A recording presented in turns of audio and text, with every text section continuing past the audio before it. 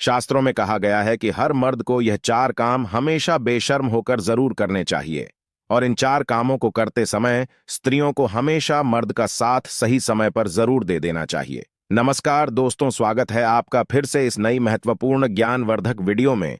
Video शुरू करने से पहले हे माता लक्ष्मी जो भी आपके इस चैनल को सब्सक्राइब करे, वीडियो को लाइक करें, उसके घर में कभी भी धन दौलत की कमी ना हो और उसका परिवार सदैव स्वस्थ हंसता मुस्कुराता कुशल मंगल रहे। तो दोस्तों चलिए आपको जल्दी से एक छोटी सी कहानी के माध्यम से बता देते हैं कि वह चार काम कौन से हैं जिन्हें हर मर्द को बेशर्म होकर करना चाहिए। दोस्तों वीडियो बहुत ही महत्वपूर्ण ज्ञानवर्धक है, इसे अंत तक जरूर देखें क्योंकि आधा अधूरा ज्ञान किसी काम का नहीं होता है। एक नगर में एक राजा रहते थे। उनको नए नए कपड़े पहनने का विचित्र शौक था।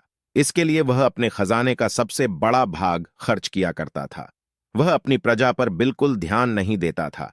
वह दुनिया के कोने कोने से सुंदर और बहुमूल्य कपड़े मंगाता और बहुत अच्छे दर्जी से सिलवाकर पहनता था, परंतु बढ़िया से बढ़िया कपड़ा भी एक बार पहनने के बाद दोबारा कभी नहीं पहनता था। राजा के इस व्यवहार से राज्य की आर्थिक दशा पर बुरा प्रभाव पड़ रहा था। राजा के इस शौक का पता एक ऐसे आदमी को लगा जो अपने काम में बहुत होशियार था।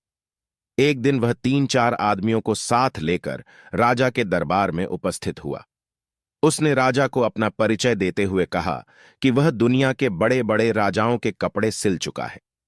दर्जी ने विस्तार से अपना परिचय देते हुए बताया कि किस प्रकार चीन, जापान, अमेरिका और इंग्लैंड देश के राजाओं ने उसके सिले कपड़े पहनकर उस पर पुरस्कारों की बौछार की, जिससे वह माला माल हो गया है। राजा ने कहा, दर्जी हम भी तुम्हें माला माल कर देंगे। अब तुम बताओ तुम मेरे लिए कैसा कपड़ा बनाओगे। दर्जी बोला, हुजूर मैं आपके लिए ऐसा कपड़ा तैयार करूंगा जिसे मूर्ख, बेईमान और अन्यायी नहीं देख सकेगा। ऐसा कपड़ा दुनिया में किसी राजा महाराजा के पास नहीं है। राजा बोला, बेशक तुम मेरे लिए ऐसा कपड़ा तैयार कर सकते हो। दर्जी बोला, परंतु हुजूर कपड़ा मैं स्वयं अपने हाथों से बुनकर तैयार करता हूं। राजा ने उतावले होकर पूछा, दर्जी ऐसी पोशाक तुम मेरे लिए कितने दिनों में तैयार कर सकोगे। दर्जी बोला, हुजूर लगभग 1 या 1.5 महीना तो लग ही जाएगा।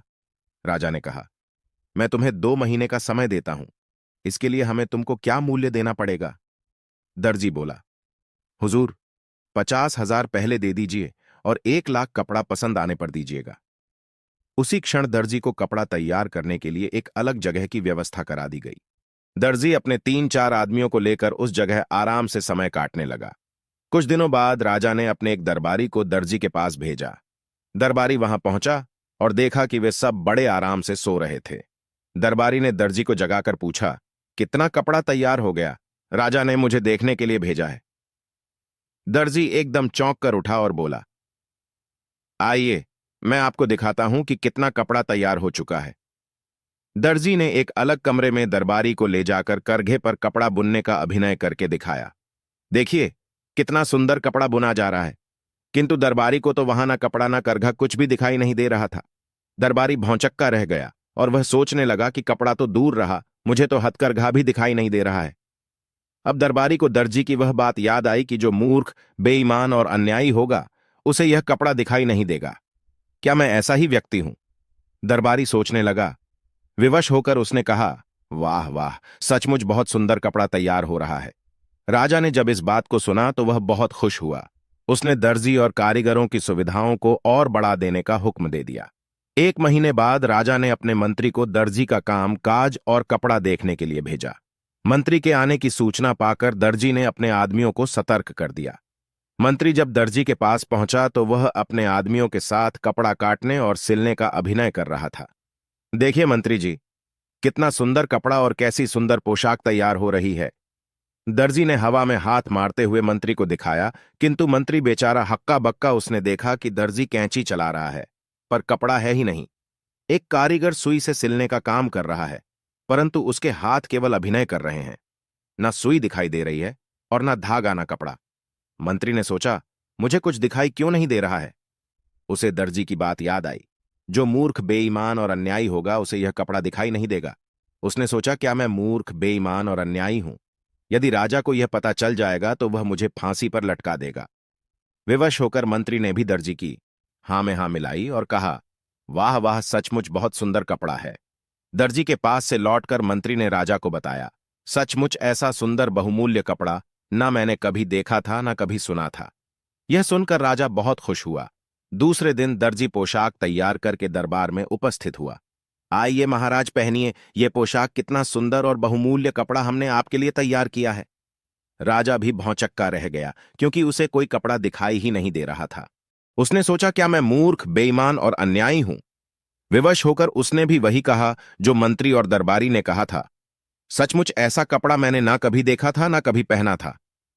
दर्जी ने राजा को शीशे के सामने खड़ा करके उसके सारे कपड़े उतरवा दिए और राजा नई पोशाक पहनने का अभिनय करने लगा। कभी वह बटन बंद करता, कभी कॉलर सीधा करता। सारे दरबारियों के बीच शीशे के सामने खड़ा राजा दर्जी की हां में हां मिलाते हुए बोला, सचमुच ऐसा सुंदर कपड़ा पहले ना कभी देखा था और ना कभी पहना था। राजा ने तुरंत दर्जी को बहुत बड़ा इनाम दिया। दर्जी इनाम लेकर अपने आदमियों सहित भाग गया। राजा के कप से प्रजा को दिखाने के लिए एक बड़े जुलूस का प्रबंध किया गया। पूरी प्रजा राजा के नए कपड़े देखने के लिए बड़ी उत्सुक थी। हजारों की संख्या में खड़ी जनता तालियां पीट पीट कर वाह वाह कर रही थी, क्योंकि सारी जनता को मालूम था कि जो मूर्ख, बेईमान और अन्यायी होगा उसे यह कपड़ा बिल्कुल नहीं दिखाई देगा। उधर बैठे एक बच्चे ने राजा को रथ पर नंगा खड़ा देखा और जोर से चिल्लाकर कहा, राजा तो रथ पर नंगा खड़ा है। लोग बच्चे का मुंह ताकने लगे। फिर क्या सारी प्रजा एक स्वर में चिल्ला उठी, राजा रथ पर नंगा ही खड़ा है। अब राजा को भी अपनी मूर्खता का एहसास हुआ। वह लज्जा के मारे मानो धरती में गड़ गया। यह वही समय था जब राजा पूरी तरह से शर्म से नीचे झुक चुका था। वह इस घटना से बहुत कुछ सीख चुका था और उसने एक योजना बनाई। उसने अपने सारे राज्य में डोंडी पिटवा दी कि कल राज दरबार में एक जरूरी मीटिंग है, जिसके लिए उसके राज्य की पूरी प्रजा राजा के राजमहल में सुबह सुबह आ जाए। अब पूरे राज्य में डोंडी पीट दी गई कि कल राजा एक बहुत बड़ी सभा नियुक्त करने जा रहे हैं। उसमें हर एक व्यक्ति का आना जरूरी है। यह सब सुनकर राज्य की सारी प्रजा बहुत सोच विचार में पड़ गई कि कल तो राजा इतनी शर्म से अपना सिर नीचे किए हुए खड़े थे, और आज हम सभी को अपने राज्य में पता नहीं क्यों बुलाया है। कहीं हम लोगों से हुई गलतियों की हमें सजा तो नहीं दी जाएगी। लेकिन फिर भी राज्य की सारी प्रजा राजा के राज दरबार में सुबह सुबह हाजिर हुई। तब राजा ने कहा कि मेरी बात सभी लोग ध्यान से सुने। यह बात आप लोगों के लिए बहुत ही ज्यादा महत्वपूर्ण है जो कल मेरे साथ हुआ है। इससे पहले भी मेरे साथ बहुत सारी घटनाएं घट चुकी है, जिन सभी के बाद मैं आप सभी लोगों को कुछ बताना चाहता हूं, और आप सभी लोग कृपया ध्यान से सुने। राजा साहब ने कहा कि युग चाहे जो भी हो, चाहे वह कलयुग हो, चाहे वह त्रेता युग हो, या फिर द्वापर युग हो, या फिर सतयुग हो, कोई भी युग हो, कभी भी हो, यह चार काम मर्दों को हमेशा बेशर्म होकर करने चाहिए। और स्त्रियां भी ध्यान से सुने कि इन चार कामों में करते समय स्त्रियों को हमेशा मर्द का साथ सही समय पर जरूर दे देना चाहिए। दोस्तों, यह बात आप सभी लोगों को अपने जीवन में जरूर उतार लेनी चाहिए। यदि आप लोग अपने जीवन में यह चार काम बेशर्म होकर करने लगते हैं तो आपको सफलता जरूर मिलेगी। आपको धनवान, करोड़पति बनने से कोई नहीं रोक सकता। आप अवश्य ही धनवान और मालामाल हो जाएंगे। आप और आपकी पत्नी अपने जीवन में सदैव खुश रहेंगे। चलिए बताते हैं कि राजा साहब ने अपनी प्रजा से क्या कहा और कौन से चार काम बेशर्म होकर करने के लिए कहते हैं। चलिए जानते हैं। सबसे पहला काम जो कि सबको बेशर्म होकर जरूर करना चाहिए, वह कहते हैं कि मर्दों को अपनी पत्नी के साथ संबंध बनाने में शर्म नहीं करनी चाहिए, क्योंकि यदि आप ऐसा नहीं करते हैं तो आपकी पत्नी आपसे कभी खुश नहीं रहेगी। क्योंकि जब आप पत्नी को संतुष्ट नहीं कर पाएंगे तो फिर आपका शादीशुदा वैवाहिक जीवन खतरे में पड़ सकता है और आपकी पत्नी किसी गैर मर्द से गलत काम करने के लिए मजबूर हो जाएगी, और वह ऐसा कर भी सकती है। फिर राजा साहब ने दूसरे काम के बारे में बताया जिसे भी बेशर्म होकर करने को कहा है।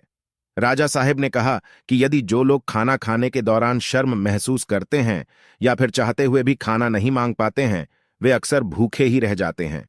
ऐसे में राजा साहब का कहना था कि जब भी व्यक्ति भोजन करने बैठे तो पेट भरकर भोजन करना चाहिए। आधे पेट भोजन कभी भी नहीं करना चाहिए। विशेषकर जब किसी के यहां अतिथि बनकर जाए तो भोजन करते समय शर्म ना करें, नहीं तो आप स्वयं ही भूखे रह जाएंगे और अपने स्वास्थ्य के साथ खिलवाड़ करेंगे।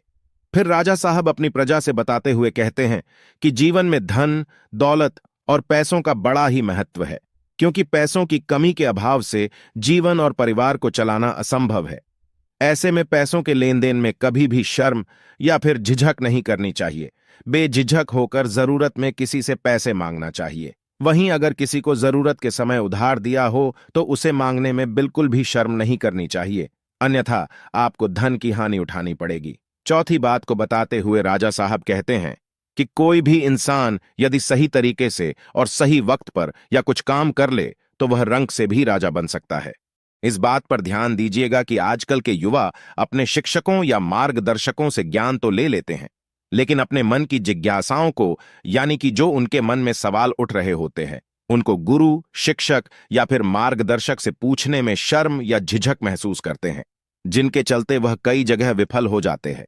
दोस्तों, चाणक्य नीति में भी लिखा है कि किसी भी स्थान पर जब विद्या ग्रहण करने जाए तो अपने अध्यापक या गुरु से अपने मन में उत्पन्न हो रहे सभी प्रश्नों का उत्तर बेझिझक बिना शर्म के प्राप्त करना चाहिए, क्योंकि वहां पर हर कोई सिखाने के उद्देश्य से जाता है। और यदि आप वहां पर जाकर भी अपने गुरु से कोई भी सवाल पूछने में ही शर्म करेंगे और अपने प्रश्नों का हल शर्म की वजह से नहीं प्राप्त कर पाएंगे, तो आप अपने जीवन में कभी सफल नहीं हो सकते हैं। तो इसलिए अपने मन में उत्पन्न हो रहे सभी सवालों का जवाब बेझिझक होकर किसी भी गुरु, शिक्षक या फिर मार्गदर्शक से पूछ लेना चाहिए, क्योंकि वहां हम सीखने के उद्देश्य से जाते हैं। तो दोस्तों, आपको समझ आ गया होगा कि मर्दों को वह कौन से 4 काम है जो कि बेशर्म होकर करने चाहिए। यदि आप लोग भी मेरी वीडियो से संतुष्ट है तो वीडियो को लाइक करके जल्दी से कमेंट में जय माता लक्ष्मी अवश्य लिख दीजिएगा, जिससे माता लक्ष्मी की कृपा आप पर सदैव बनी रहे। जय